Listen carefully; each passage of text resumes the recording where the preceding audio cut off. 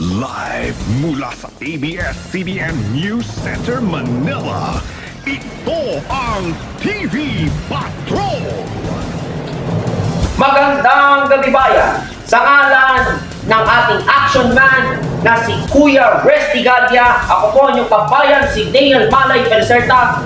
Una sa dadaya ng ating mga nagbabagang balita ngayong Lunes, Hunyo 1, 2026 sa TV Patrol.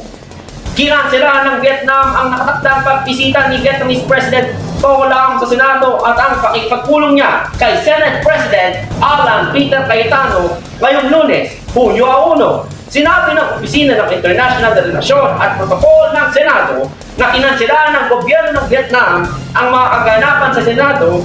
Walang opisyal na dahilan ang ibinigay. Nagpapatrol, Joji Codilla. Sa halip na humingi ng santuaryo mula sa Senado, piniling sumuko sa pulisya ni Senador Jingo Estrada, humarap sa media ng Senado ang senador ilang oras matapos ilabas ng Sandigan Bayan 5th Division ang warrant of arrest laban sa kanya. Nangako naman si Senator Jingo Estrada na haharapin ang mga kaso laban sa kanya ng head-on. Nagbabalik, Joji Codilla.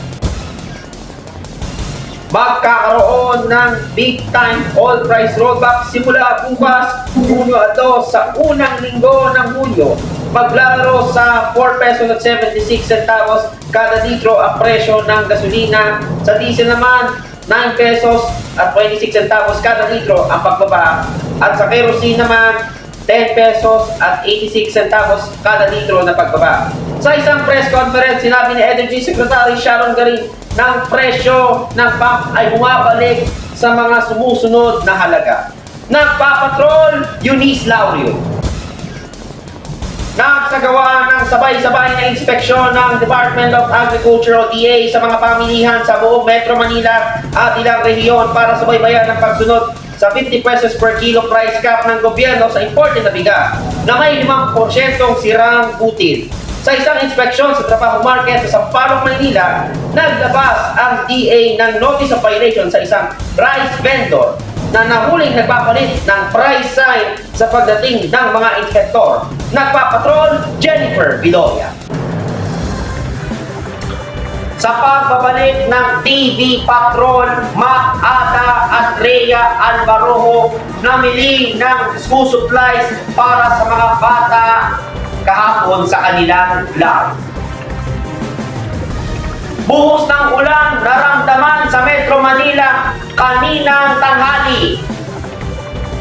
At bagong OBB ng inyong TV Patrol, inilabas na Action Man Kuya Resty Gadya, bagong angkor. Nagbabaga mga balita sa pagbabalik ng inyong TV Patrol.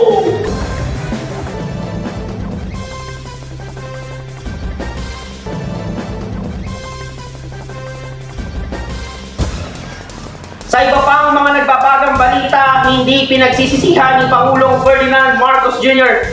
na tumakbo siya kasama ni Vice President Sara Duterte sa ilalim ng Unity Team noong 2022 elections. Pero nag-aalala na ang kanyang polisiya ay mababago kung sakaling manalo si Vice President Sara Duterte. Nagpapatrol, Cindy Perillo. Namili kahapon ng mga school supplies sa kanilang vlog sila Kuya Mac Ada at Rhea Alvaro kasama ang dalawang bata para sa nalalapit na pasukan sa June 8. Nagpapatrol, Rhea Ro. So hello guys, nandito tayo ngayon sa Sky King at namimili tayo ng gamit ng mga batang ito at ng batang ito. Yan, namimili tayo ng gamit nila. Kasama natin ang ate nilang ito. So guys, abangan nyo yung ipopost namin guys. Kasi nga, itong batang ito. Inilunsad na po ng Daniel Malay Pelicerta Channel ang bagong OBB ng inyong pinagkakatiwalaang TV Patrol at bagong angkor nito na si Action Man Resty Gadya. Narito ang report at ang OBB.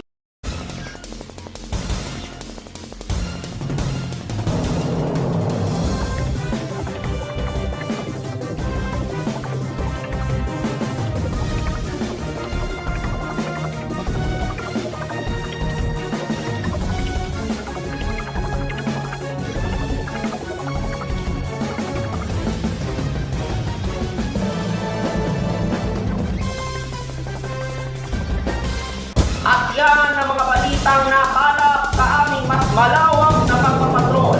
Sa ngalan ng action man na si Kuya Resty Galia, ako po ang inyong kabayan, si Dale Malay Pelicerta. Kami ang mga patrol ng Pilipino hanggang bukas. Maraming salamat at magandang gabi, bayan!